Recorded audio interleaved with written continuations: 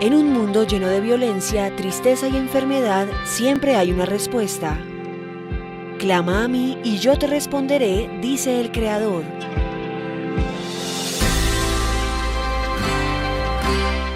El Tabernáculo de la Fe presenta un mensaje de esperanza. Esta mañana quiero seguir ahondando sobre el poder de la oración. El poder de la oración. Note lo que la frase dice, no de la oración. No voy a hablar de la oración. Voy a tocar la oración. Pero voy a hablar de ¿qué? Del poder de la oración. Vimos lo que pasó en la Segunda Guerra Mundial. Esa es una historia. Eso no es algo que alguien editó, se lo imagino, sino que eso fue la decisión de Winston Churchill. Llamar a una oración. Porque el destino de la tierra, el destino de Occidente, estaba sin esperanza. Pero la iglesia se unió en oración, la nación se unió en oración, el mundo se unió en oración en ese tiempo, el mundo conocido, los que trabajaron, especialmente Inglaterra. Y todo cambió, porque la oración tiene poder. El poder de la oración es un tema muy interesante. Todos nosotros, me imagino que muchos de ustedes se han hecho la pregunta, ¿y para qué orar? Eso le queda para el pastor y para los que no tienen nada que hacer. Pero yo soy una persona muy ocupada. Yo tengo muchas cosas que hacer, pastor, ore usted por nosotros. Y quizás otros dicen, ¿para qué? ¿Por qué Dios espera hasta que nosotros oremos? ¿Por qué Dios tiene que esperar que sus hijos oren? ¿Por qué hay que pedir? ¿Por qué hay que buscar? ¿Por qué hay que llamar? Si Dios sabe lo que necesito, ¿para qué espera Dios que yo pida, que yo busque para poder hallar? Pues que Dios me dé lo que necesita. Si Dios me conoce. Entiendo que Dios es un Dios de amor. Entonces, si me ama, ¿por qué tiene que esperar? Y uno comienza a hacer comparaciones. Si yo veo un hijo que va a cruzar la calle, yo me afano y voy, lo agarro y no lo dejo cruzar porque un carro lo va a atropellar. Pues que Dios haga lo mismo conmigo. Si Dios sabe que voy a dar un paso malo, ¿para qué me permite que lo dé? ¿Por qué Dios, si es poderoso? ¿Por qué Dios, si es omnipotente? ¿Por qué si Dios es omnisciente y omnipresente, sabe todo y está en todas partes? ¿Por qué entonces no interviene sin que yo le hable? Sin que yo le diga, ¿para qué orar, pastor? Pastor, es que tú oras porque no crees en Dios. Yo sí creo en Dios y por eso no oro. Son decisiones de algunos, respetables. Pero quisiera que esta mañana, si es cristiano, despierte a esta realidad. Por ejemplo, cuando usted lee Mateo capítulo 5, verso 32 en adelante especialmente, después de que Jesús fue llevado de la tentación, llegó a Nazaret, a Galilea, y comenzó a predicar el Evangelio. Iba caminando por todas partes predicando el Evangelio del reino de Dios. Llegó un momento en que Jesús vio las multitudes. Dice el verso 35 del capítulo 9, vio las multitudes y dice, y al ver las multitudes tuvo compasión de ellas porque estaban las ovejas dispersas como ovejas que no tienen pastor. Y cuando vio la condición de las ovejas desorientadas, dijo estas palabras a sus discípulos: rogad, orad, pedid al Señor de la mies que envíe obreros a su mies, porque la mies es mucha, los obreros poco. Oren entonces. Uno se puede hacer la pregunta, si Dios sabe que la mies es mucha, los obreros son pocos, ¿por qué yo debo de orar? ¿Por qué Dios no actúa? Y pone en el corazón de cada uno, aunque no quiera, tienes que orar. No, Dios pide rogar, orar. Son preguntas que debemos hacernos. ¿Por qué orar? ¿Es importante la oración? Para algunos la oración es como una catarsis emocional para poder sacar todo lo que tienen afuera y golpear. Y algunos le dicen, mire, cuando ore, pégale una patada a la puerta, pégale un golpe a la mesa y saque la ira que tiene arrinconada. Son técnicas que los médicos se inventan.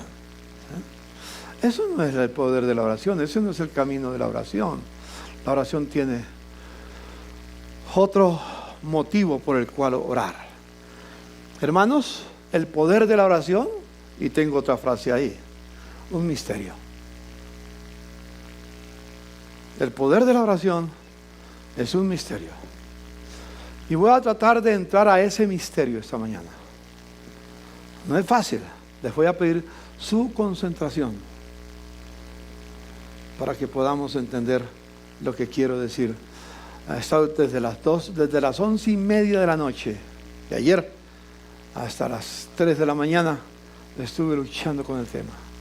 Estuve viajando todos estos días y aunque tenía en mente lo que iba a hablar, pero estuve luchando pidiendo al Señor, dame la revelación. Ayer en el viaje que tenía en Medellín con los jóvenes de otras iglesias que estaban reunidos para una conferencia, en el viaje del avión estuve orando todo el tiempo, Señor, dame revelación.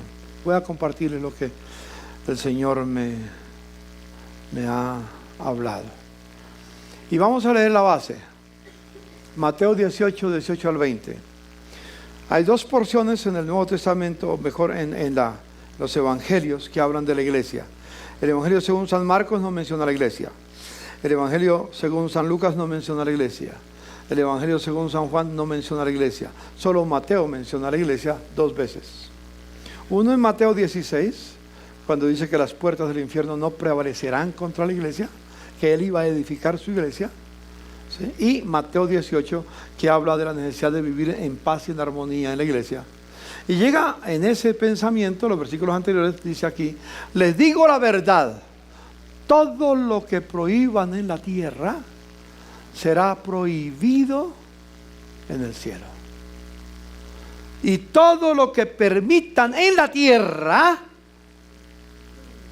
será permitido en el cielo. Eso es clave. El otro es complemento. También les digo lo siguiente: si dos de ustedes se ponen de acuerdo aquí en la tierra con respecto a cualquier cosa que pidan, mi Padre que está en el cielo lo hará. Pues donde están 2 o 3 reunidos en mi nombre, ahí estoy yo en medio de ellos. Es un complemento del principio que encontramos. El principio está en el versículo 18. Les digo la verdad, todo lo que prohíban en la tierra será prohibido en el cielo, y todo lo que permitan en la tierra será permitido en el cielo. Mire esa situación. No es todo lo que el cielo decida será hecho en la tierra. Es todo lo que en la tierra se decide será respaldado por el cielo. Nosotros estamos acostumbrados a pensar al revés. Es el cielo el que tiene que actuar y nosotros en la tierra respondemos. El texto bíblico, la enseñanza de Jesús, el misterio que Jesús da en la oración, no está en esa dirección. Es lo que la iglesia, en este caso lo que la iglesia permita en la tierra. El cielo no tiene poder, escúcheme, esto es un poco difícil de decirlo, no tiene poder para detenerlo. Y todo lo que la iglesia ate en la tierra, no permita en la tierra, el cielo lo respalda. Casi que uno pudiera decir una frase un poco herética, un poco difícil de entenderla. Por eso es un misterio, porque no se entiende con nuestro cerebro. Yo tengo que acudir a la revelación del Señor en ese sentido. La tierra, mejor, el cielo, escuche, voy a decir esta palabra. El cielo espera órdenes de su ejército en la tierra. No es el cielo el que está, o no es la tierra la que está esperando órdenes del cielo, sino el cielo el que está esperando órdenes de la tierra. ¿No les hace extraño? Estamos acostumbrados a lo opuesto, al contrario. Volvamos a leerlo. ¿Será que leí mal? Leámoslo juntos. A ver, el 18 nada más. Juntos. Les digo la verdad. todo lo que prohíban en la tierra será prohibido en el cielo. Y todo lo que permitan en la tierra será permitido en el cielo. Ese es un misterio. Si Dios es Dios, ¿por qué no actúa independiente de lo que nosotros pensemos? Hagamos. ¿O Jesús dijo la verdad o estaba loco? ¿O era un lunático el que lo dijo? ¿O dijo alguien que conoce los secretos de la eternidad? Que conoce los secretos del por qué Dios creó al ser humano. ¿Para qué lo creó? ¿Por qué Dios levantó la iglesia? ¿Para qué la iglesia? ¿Para qué sirve la iglesia? Muchas personas, inclusive muchos que me ven por internet en este momento, están pensando: yo no necesito de la iglesia. Mi relación es personal con Dios. No necesito la iglesia. ¿Puedes pensar todo eso? La iglesia no es invención humana. Nació en el corazón de Dios. Y fue planeada desde antes de la constitución del mundo para que ejerciera su función en la tierra. No hemos entendido la función de la iglesia. Hemos entendido algunas cosas buenas y tenemos que seguir en ellas. Pero hay una función especial que se llama el poder de la oración. El cielo espera la acción de la iglesia en la tierra para entonces el cielo responder. Repito, el cielo responde a las decisiones que se tomen en la tierra. No cualquiera. Las decisiones que tome la iglesia. Cuando digo la tierra, me refiero a la iglesia. No al presidente tal, cualquiera. No a la ideología tal. Es la iglesia. En la iglesia está la esperanza del mundo. La esperanza de Colombia está en la iglesia, no en las FARC. No en lo que se firmó en La Habana, Cuba. No importa que el mundo lo celebre, magnífico, nos alegra eso. Pero esa no es la esperanza de Colombia. La esperanza de Colombia reside, descansa únicamente en la iglesia del Señor. No más.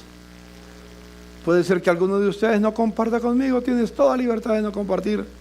Es que el problema no es tuyo conmigo, es tuyo con Dios.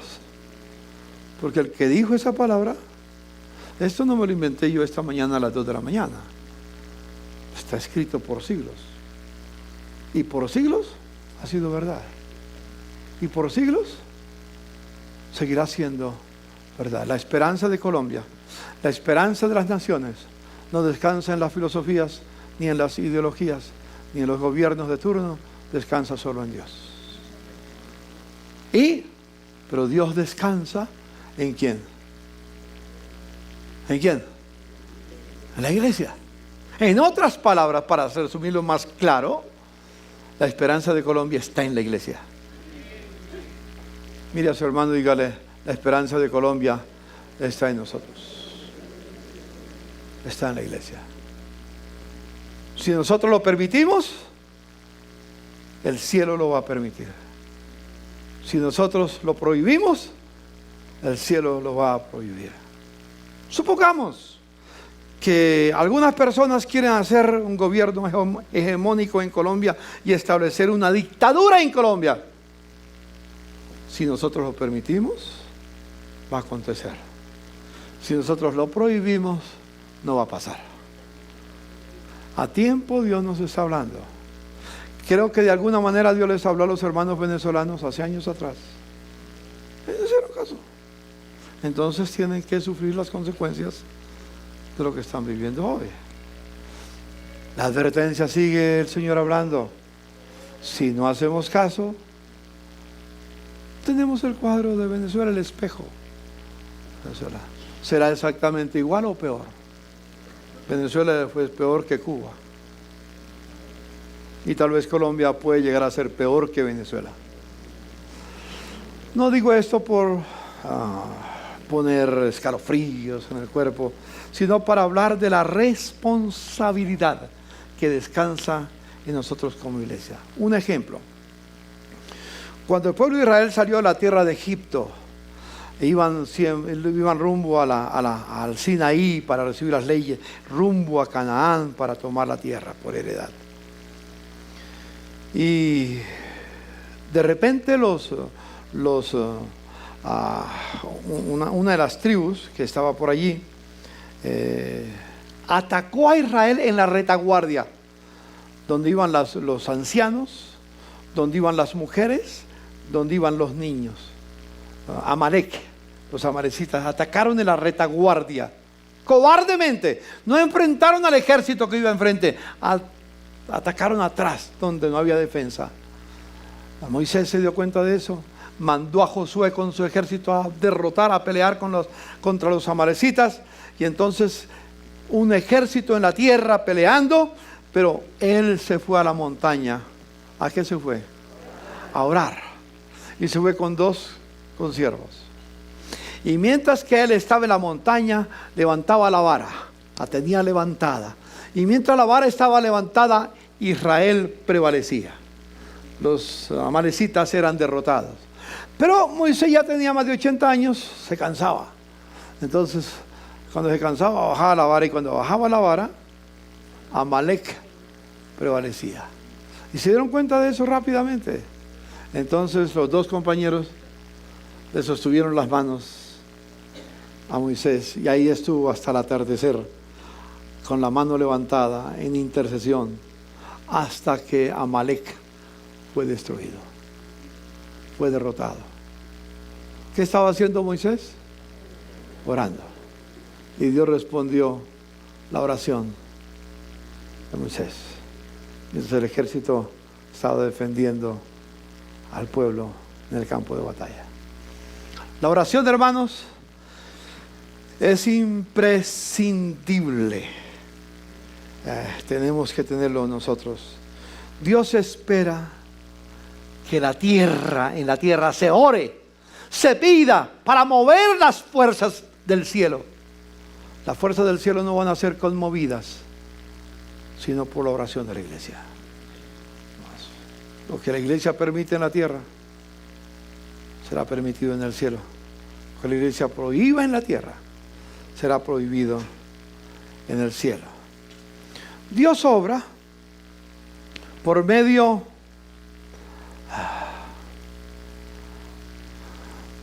de la iglesia. Dios, de alguna manera, cuando un día entenderemos plenamente ese misterio. Solo le quiero mostrar los resultados del misterio. Un día, cuando estemos con el Señor, nos revelará todo. Tengo algunas ideas, pero no es el tiempo para hablar de ellas. Cuando Dios creó al hombre, Dios determinó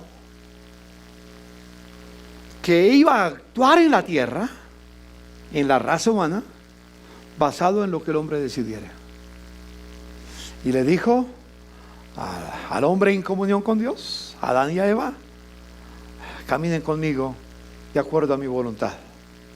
Y entonces la tierra será bendecida y será prosperada. En el momento en que el hombre decidió no andar en armonía con la voluntad de Dios, sino establecer la propia suya, que no era la suya, era la de Satanás, la del enemigo de Dios, todo cambió.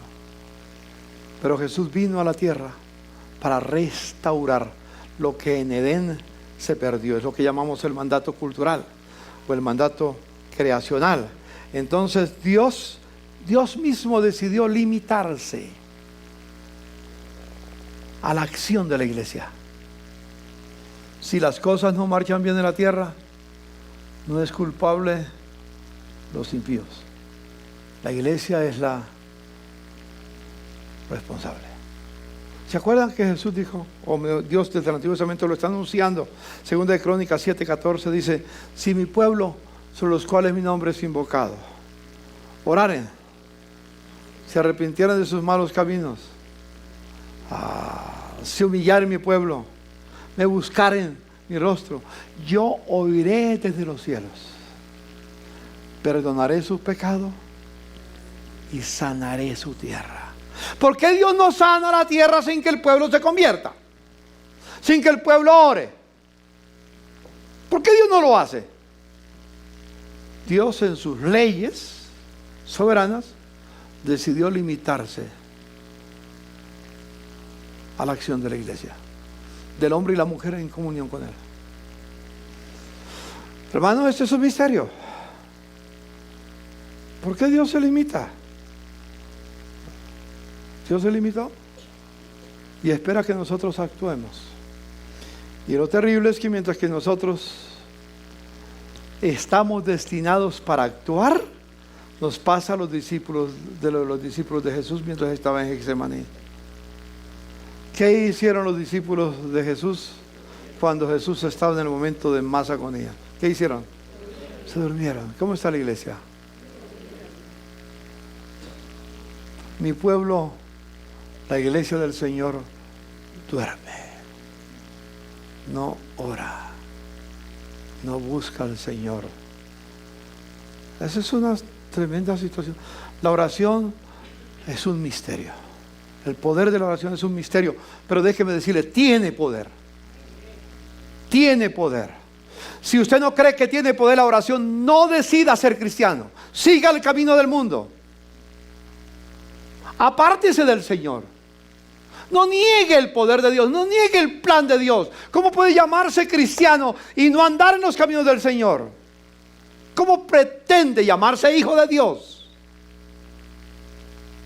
No tiene ningún derecho a llamarse hijo de Dios. Podrá llamarse más bien hijo rebelde, que es distinto, pero no hijo de Dios. Hermanos, el cielo espera que en la tierra, la iglesia actúa. Para entender esto, según el pasaje, dice el verso 19, el complemento, también les digo lo siguiente: si dos de ustedes se ponen de acuerdo aquí en la tierra con respecto a algo que pidieran, lo que pidan será hecho. Y quiero llamar la atención a la palabra: si dos de vosotros se pusieran de acuerdo.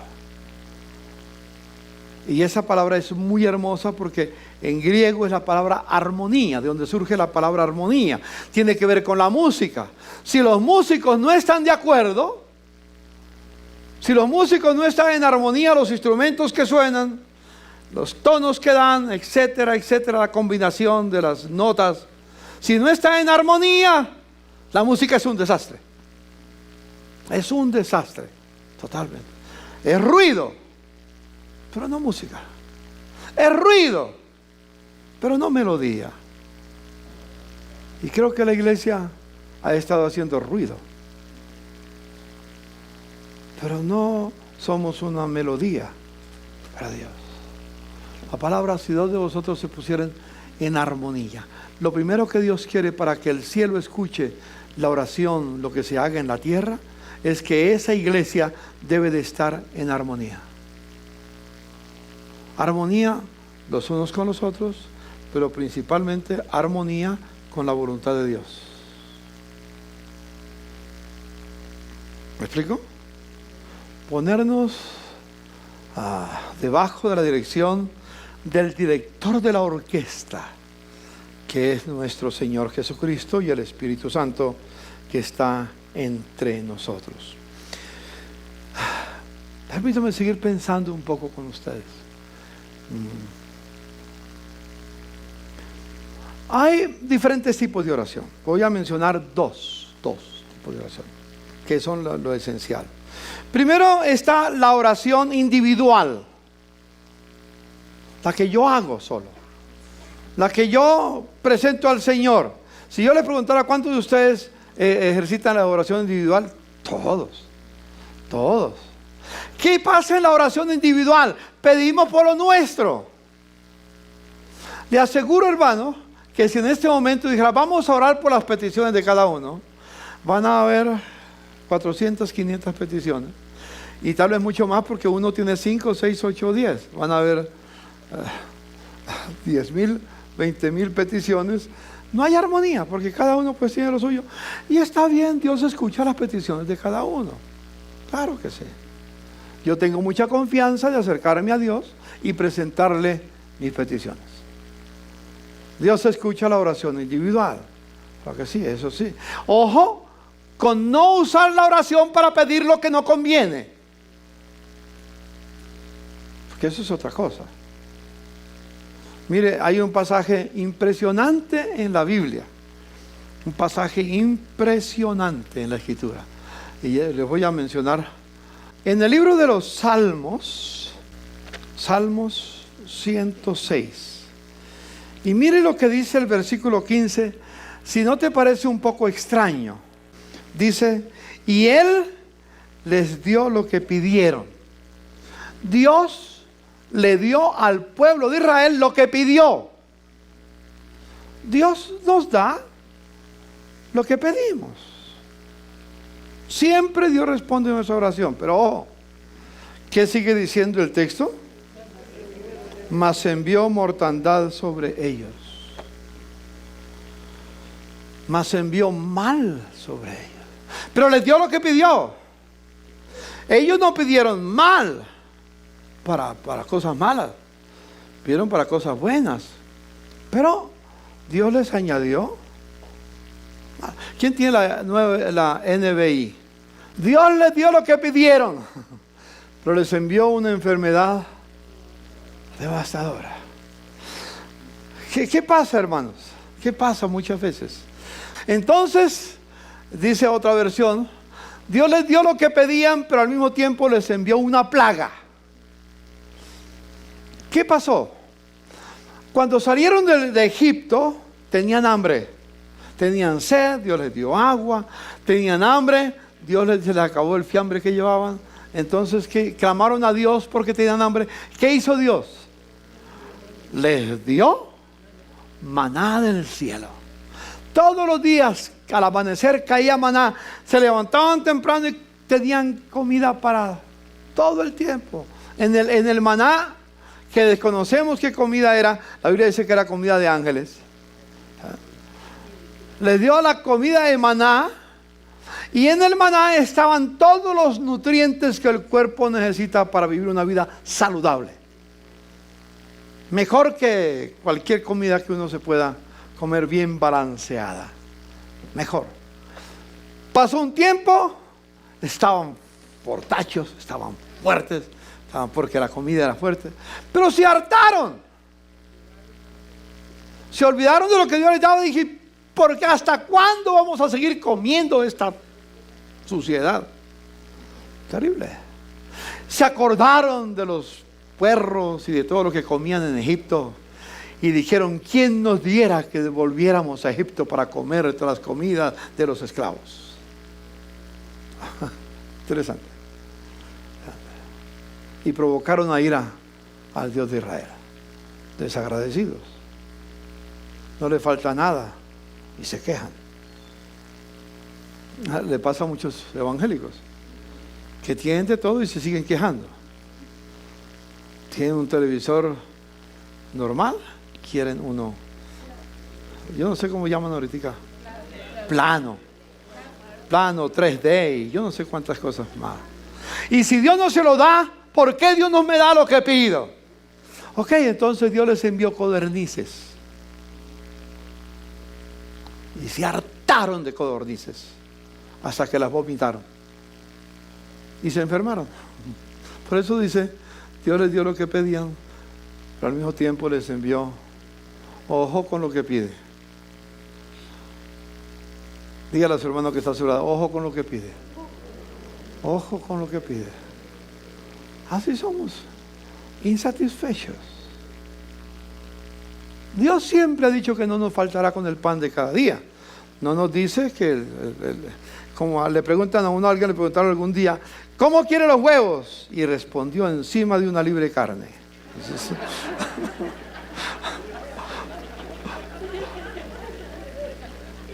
Entonces, sea humilde, hermano, sea humilde. Bueno, la oración debe de ser, el segundo tipo de oración es una oración comunitaria. Una cosa es la oración individual, personal, que Dios la escucha, la que usted hace. Otra cosa es la oración que hacemos como iglesia.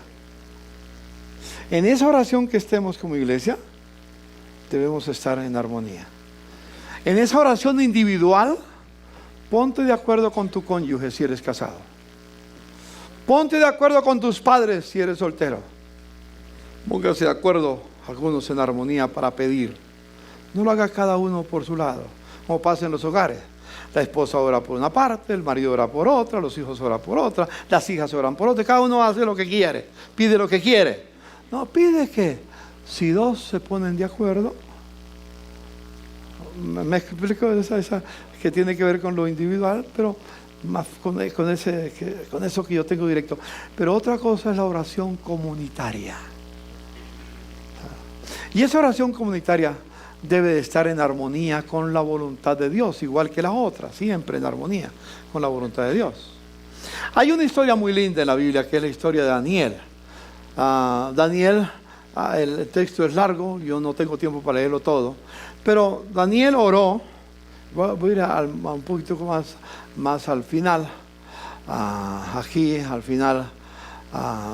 Daniel había estado orando y le dijo: Daniel, eres muy precioso para Dios, así que presta mucha atención a lo que tengo que decirte. Ponte de pie, porque me enviaron a ti. Cuando me dijo esto, me levanté todavía temblando. Entonces dijo: no tengas miedo, Daniel.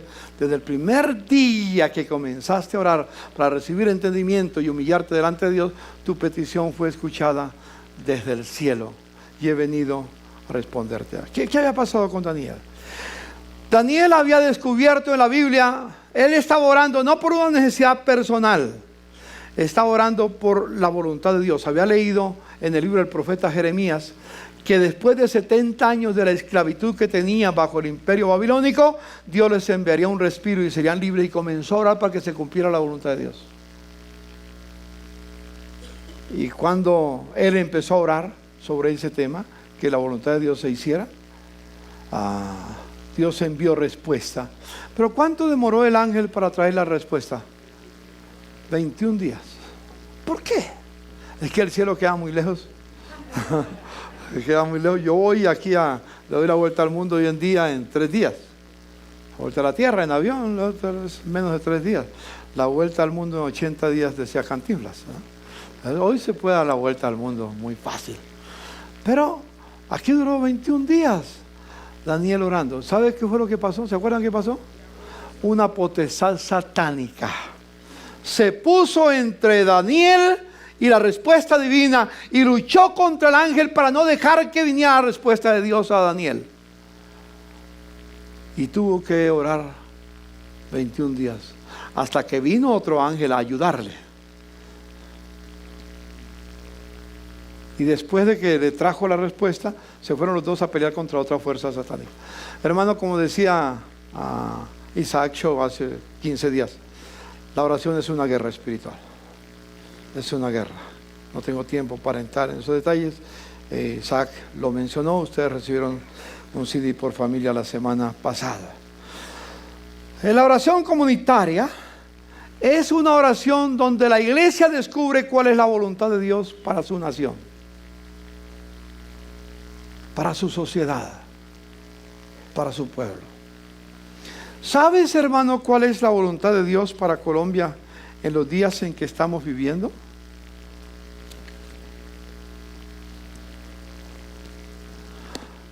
¿La conoces? No, la ignoramos. Pero estamos sedientos de saber qué proponen las FARC. Estamos sedientos para saber qué propone el señor Juan Manuel Santos. Estamos sedientos para saber qué proponen los señores de la Corte Constitucional. Estamos sedientos de saber qué proponen los amigos del ELN allá en Ecuador. Y estamos sedientos de saber qué propone el Centro Democrático, qué propone el Partido Liberal, qué propone la U, qué propone el Partido Verde, qué propone, etcétera, etcétera, etcétera, etcétera, para ver cómo escogemos nosotros. Pero no estamos dispuestos a escuchar qué es el plan de Dios para Colombia. A mí la verdad, déjeme decirte, no me preocupa lo que piensen los señores de la FARC o del gobierno o de tal. A mí me preocupa lo que Dios piensa de Colombia. Amén. Dígale a su hermano, a mí también me preocupa lo que Dios piensa de Colombia. ¿Y sabe qué dice el Señor? Por ejemplo, es un principio.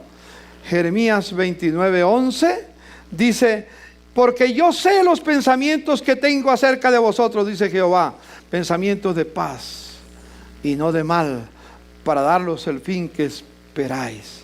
Entonces me invocaréis y vendréis y oraréis a mí, y yo os oiré, y me buscaréis y me hallaréis, porque me buscaréis de todo vuestro corazón. Denle un aplauso al Señor, porque esta es una promesa del Señor. Dios tiene planes para Colombia. Dios no quiere que nosotros tengamos un gobierno hegemónico como el de Venezuela u otros lugares de la tierra. Dios quiere que en Colombia gobiernen los principios y valores que Dios ha establecido desde la eternidad para que los hombres vivamos en paz. No espere que alguien le traiga la fórmula, ya Dios la ha dado. Tenemos que descubrirla a la luz de la palabra y ponernos de acuerdo todos para orar. Cuando oramos y abrimos los cielos se abren. Cuando oramos atando al enemigo, el cielo ata al enemigo. Déjame decirte, si mañana fuerzas oscuras se toman a Colombia, la culpa no es de las fuerzas oscuras, la culpa es de la iglesia. Porque sabiendo el poder que tenía, se cayó. Sabiendo el poder que tenía, no actuó.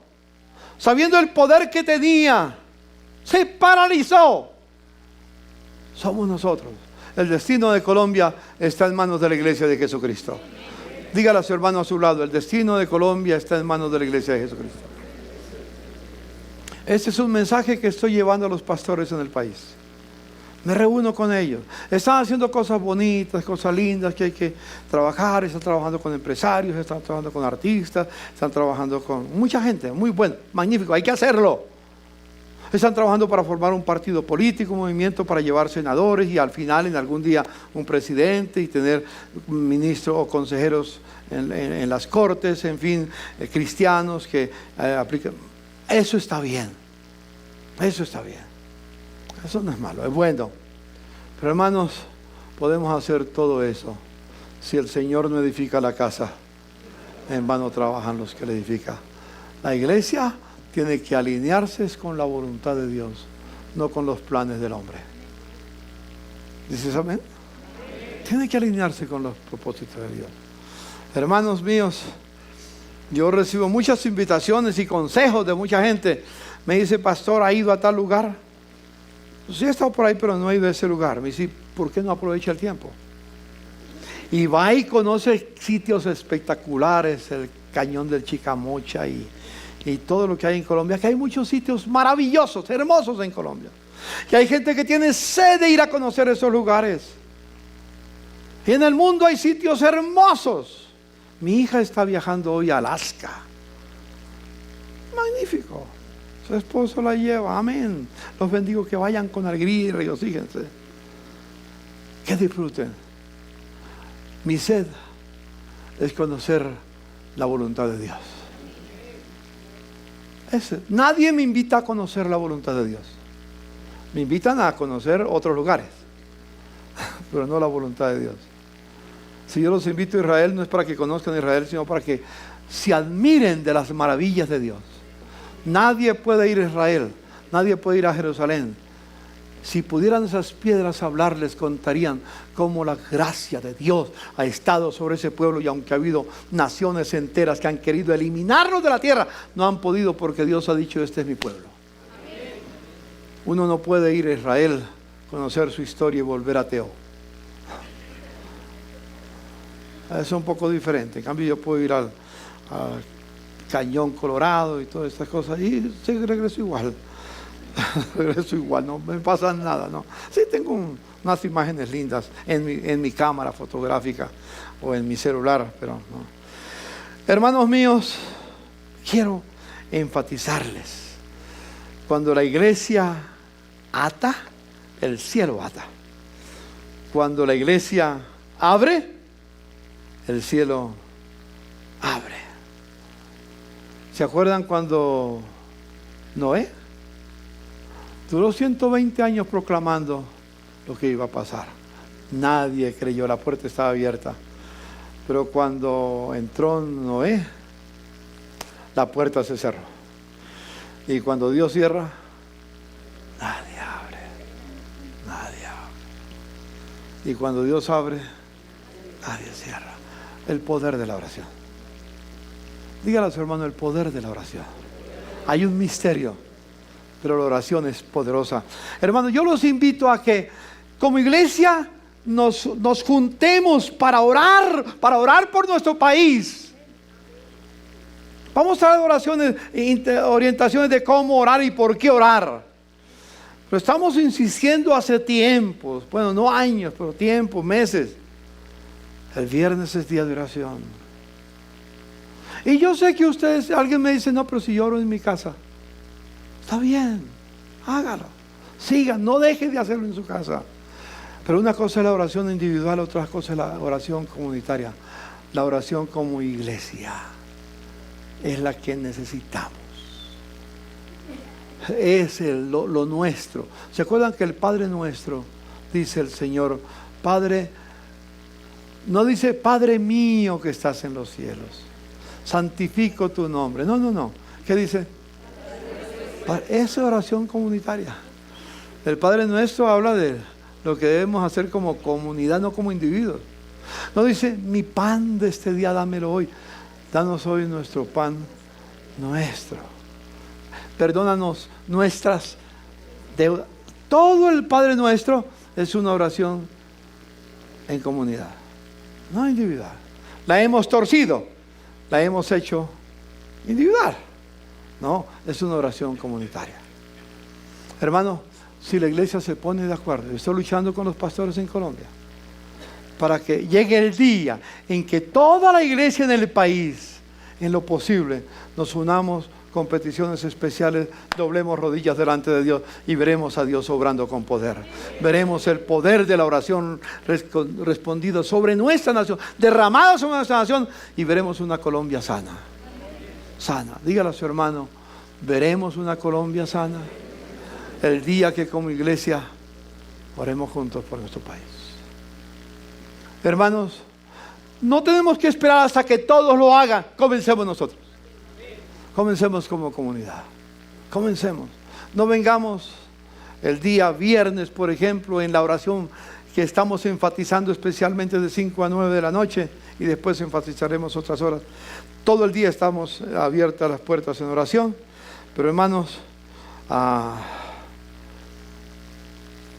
vengamos listos para que juntos le digamos al Señor, Señor, muéstranos tus caminos.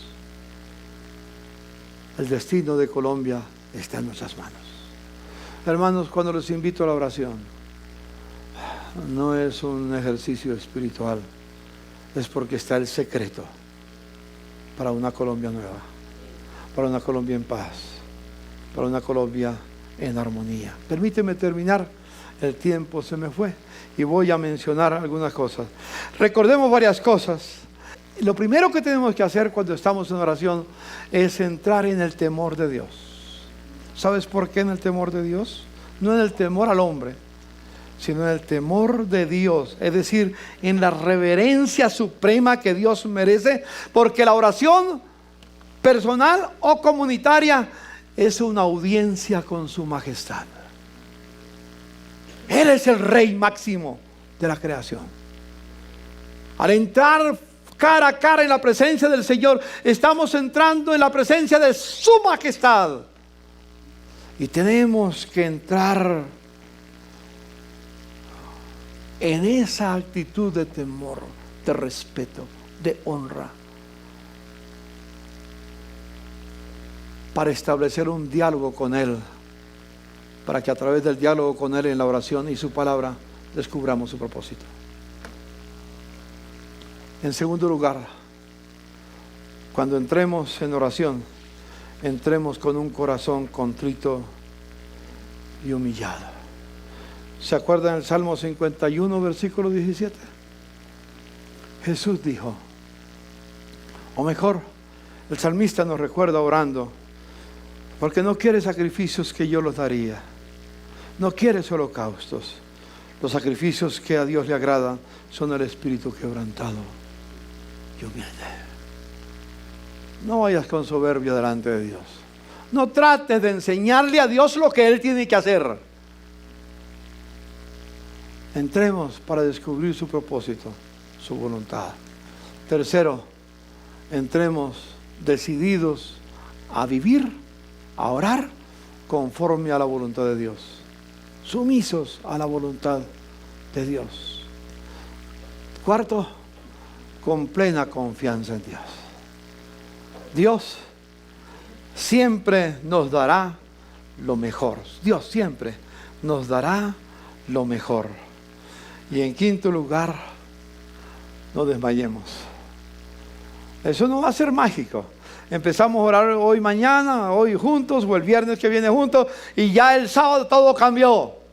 No, eso, ¿se acuerda la ilustración que el Señor dio de aquella mujer viuda, desamparada, que iba donde el juez y le decía: Señor juez, hazme justicia de mi adversario?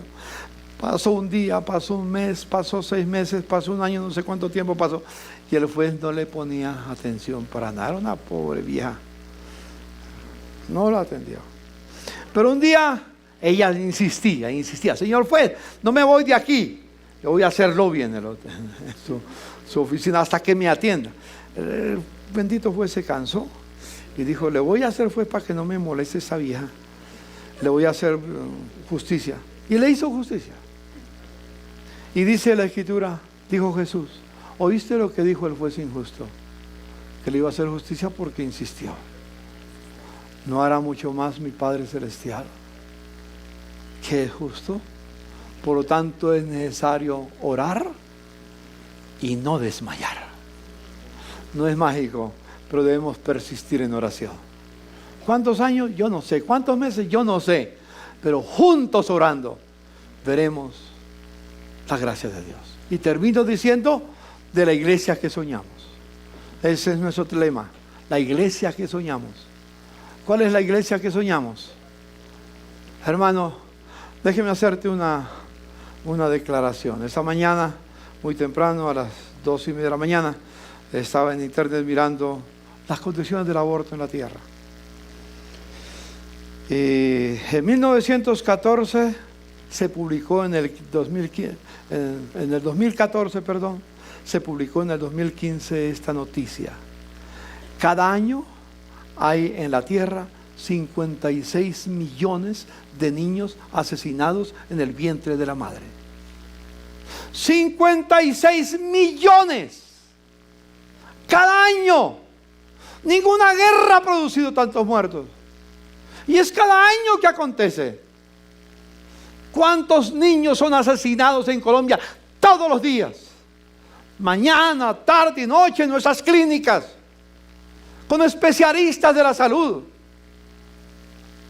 con profesionales de cuello blanco, pero asesinos, para mencionar un solo caso. ¿Cómo se siente el corazón de Dios? ¿Cómo cree que el corazón de Dios está? ¿Satisfecho? ¿Feliz? Y la iglesia lo ha permitido. Se queda callado, no hace nada. Hermanos, termino diciendo, la iglesia que soñamos es una iglesia quebrantada, con lo que quebranta el corazón de Dios. Si tu corazón y mi corazón no son quebrantados con lo que quebrante el corazón de Dios, estamos jugando a la religión. Que Dios nos ayude. Inclina tu rostro donde estás y dile: Señor, quiero que mi corazón sea quebrantado con lo que quebranta tu corazón. Señor, lleva a tu pueblo en paz y que nuestros corazones sean quebrantados con lo que quebranta tu corazón. Señor, tú esperas que tu iglesia te pida. Tú esperas que tu iglesia busque. Tú esperas que tu iglesia llame. Queremos ser parte de esa iglesia que escucha tu voz. bendigo a mis hermanos. Amén. Les bendigo, hermanos.